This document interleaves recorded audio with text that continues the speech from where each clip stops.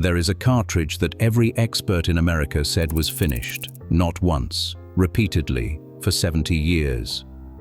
The cartridge America refused to abandon is the .30-06 Springfield, and the reason it is still in the rack at every gun shop in the country, while the cartridges that were supposed to replace it have come and gone, is a story about what Americans actually value when they pick up a rifle and decide what they trust with their lives. That story starts in 1906, and it has not ended yet. Before we get to why every expert got this wrong, you need to understand what the .30-06 actually was when it arrived. Because understanding what it meant to the men who first carried it is the only way to understand why their grandsons are still carrying it today. In 1906, the United States Army adopted a new cartridge for the Springfield Model 1903 bolt-action rifle. They called it the .30-06. The name was simple: 30 caliber, 1906. A 150-grain bullet, leaving the muzzle at around 2,900 feet per second, flat enough to reach out across the distances that open country demanded, powerful enough to do serious work when it got there. Within a decade, it went to war. The men who carried it across France in the First World War came home with an opinion about it that no magazine article and no ballistics table could change. It had worked. In mud, in cold, in conditions that broke equipment and tested men, the .30-06 had done what it was asked to do. That kind of credibility does not come from a catalogue page. It comes from the field. And in America at that time, field credibility was the only credibility that mattered. When the Second World War came, the .30-06 went again. In the M1 Garand, the rifle General Patton called the greatest battle implement ever devised, and in the Browning automatic rifle that kept fire superiority in the hands of American infantry. 2 generations of American men carried it into the worst fighting the world had ever seen and brought it home again. By 1945, the .30-06 was not just a cartridge. It was part of the fabric of what American men had done and survived. The hunting market that opened up after the war was built on that foundation. Men who had carried the .30-06 through Europe and the Pacific came home and wanted a rifle for deer. The answer was obvious. They already knew the cartridge. They already trusted it. Surplus Springfield actions were being turned into hunting rifles by gunsmiths across the country. The ammunition was everywhere and affordable. The .30-06 owned the American hunting market before the hunting market knew what hit it. Then the experts arrived.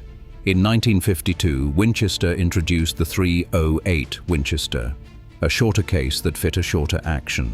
Lighter rifle, lower manufacturing cost, nearly identical ballistics to the .30-06, out to the distances most deer hunters actually shot. On paper, the argument was simple. The .308 did everything the .30-06 did, and did it in a smaller package. The .30-06 was obsolete. It was only a matter of time. If this is the kind of story you want more of, real history about the cartridges that shaped American hunting, subscribe now. There is a lot more where this came from. The time never came. American hunters looked at the .308, acknowledged it was accurate, noted the price was right, and kept buying .30-06 ammunition. Not all of them. The .308 found its market and kept it. But the .30-06 did not disappear the way the experts said it would. It did not even decline meaningfully. It just kept selling. Year after year, decade after decade. The experts tried again. The .270 Winchester shot flatter. The 7mm Remington Magnum hit harder at distance. The .300 Winchester Magnum did everything the .30-06 did, and then some. Each time a new cartridge arrived with better numbers, the conversation in gun shops, in hunting camps, and on the back pages of magazines was the same. This is the one that finally replaces the .30-06. And each time the answer from American hunters was the same. No, it is not. The reason is not that American hunters were wrong about the numbers. They were not. The 308 is more accurate on average out of the box. The 270 shoots flatter. The 7mm Remington Magnum reaches farther. All of that is true. The 30-06 does not win any of those arguments on paper. What the 30-06 has is something the ballistics tables cannot measure. It has history in the hands of men who matter to the men still carrying it. A hunter who picks up a 30-06 in 2026 is picking up the same cartridge his grandfather carried across France. The same cartridge his father used on deer for 40 years. The same cartridge that was in the Garand that came home from the Pacific and sat in the closet until it was handed down. That is not nostalgia, that is continuity. And continuity has a value that no new cartridge can manufacture because it can only be earned across generations. There is something else the experts consistently underestimated. The 30-06 is not just adequate for North American hunting, it is genuinely excellent. A 150-grain bullet at 2,900 feet per second will cleanly take every deer, elk, and black bear on the continent in the hands of a hunter who does his job. It has enough case capacity to be loaded light for deer or heavy for elk without changing anything except the ammunition. It is chambered in more rifle actions by more manufacturers than almost any other cartridge in history. Finding ammunition for it is never a problem anywhere in America. When you add up what adequate actually means in the field, the 30-06 has been adequate for 120 years without interruption. That is not a cartridge that needs to be replaced. That is a cartridge that solved the problem and never stopped solving it. Jack O'Connor spent 30 years arguing that the 270 was superior to the 30-06 for most North American hunting. He was right about the numbers. He wrote it clearly and defended it honestly.